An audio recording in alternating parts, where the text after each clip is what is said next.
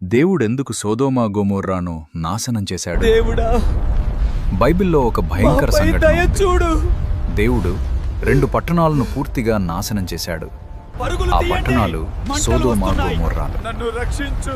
ఇప్పుడు ప్రశ్న ఏమిటంటే, దేవుడు ఎందుకంత తీవ్రంగా తీర్పు తీర్చాడు?